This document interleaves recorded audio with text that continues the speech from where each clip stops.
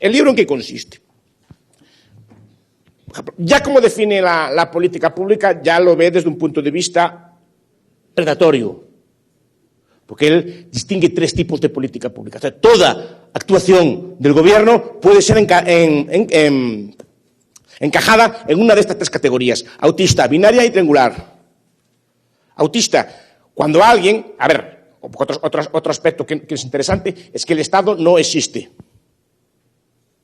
O sea, no tiene existencia fuera de las personas que lo componen. O sea, el Estado, nosotros tendemos a representarlo de forma hipostática, tendemos a representarlo pues, con algún tipo de tela, con algún tipo de música, con algún tipo de símbolos, normalmente a través de mapas y de museos.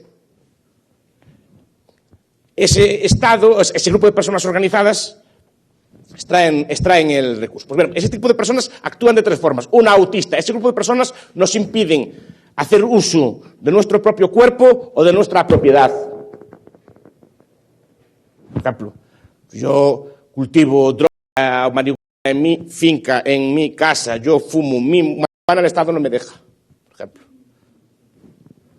O no me deja hacer uso de mi propio cuerpo, etcétera, porque dice que gasto mi propio cuerpo. Ahí no estoy actuando no estoy ni siquiera interaccionando. Estoy solo yo mismo. Y ahí el Estado no me dejaría, por ejemplo.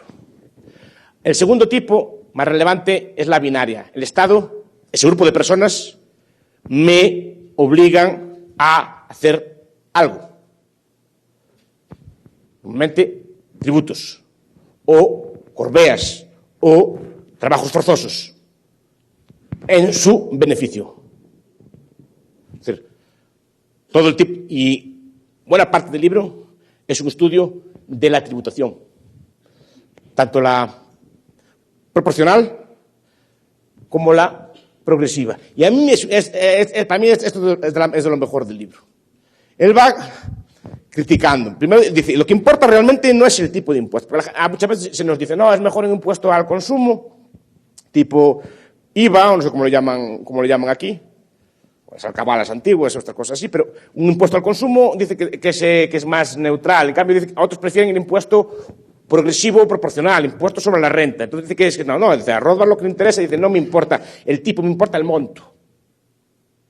Cualquier impuesto del 1%, sea del tipo que sea, es mejor que un impuesto del 20%.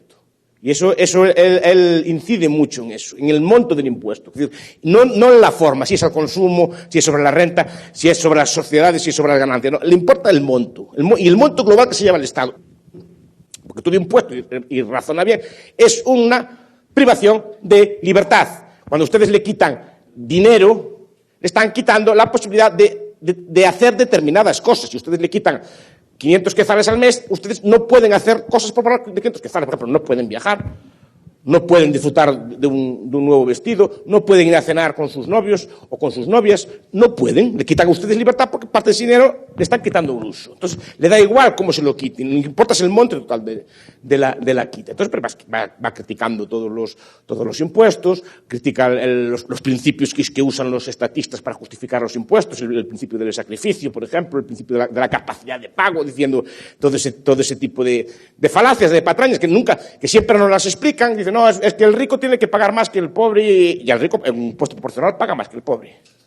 Pero debe pagar más cuanto más gane. ¿Por qué?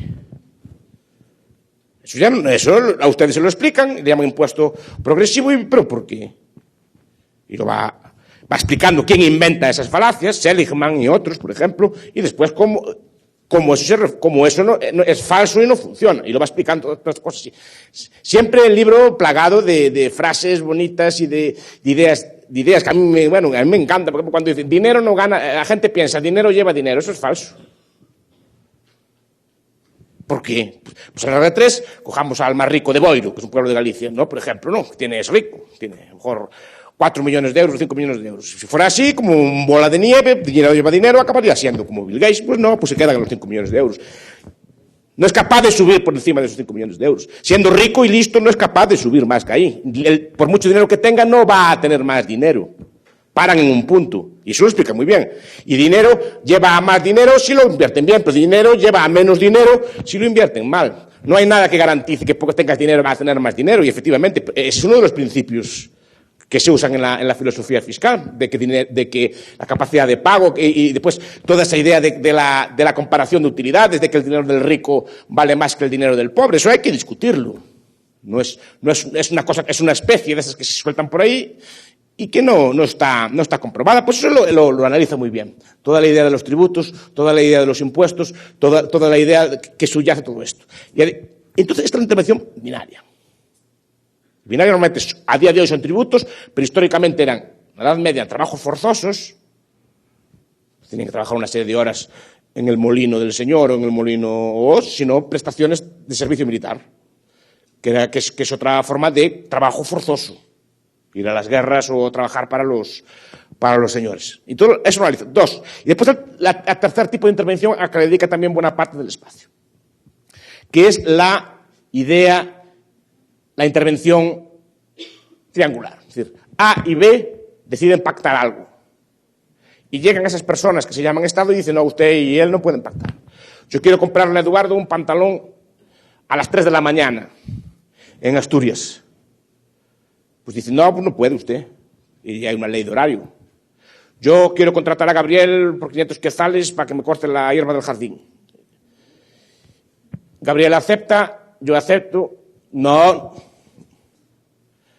Llega Rajoy y dice no. Llega Rajoy, no llega el Estado. Llega una persona de carne y hueso ordenada por otra persona de carne y hueso, que es la que hace la ley.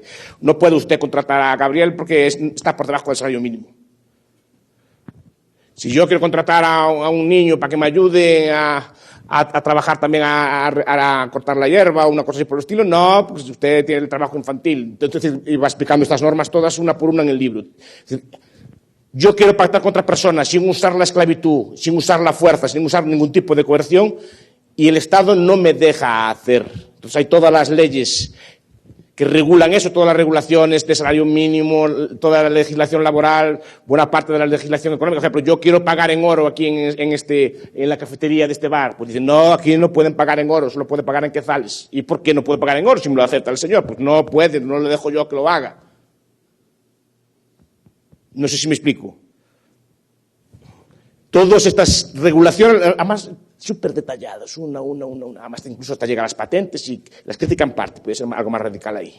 Pero esto es lo que hace, analizar intervenciones binarias, intervenciones triangulares. Y la última parte, que es la parte final, es una parte de filosofía política y ética que va justificando todos los principios que hay detrás del libro. Si el mercado es la ley de la jungla o la ley de la jungla es la del Estado, todo este tipo de filosofías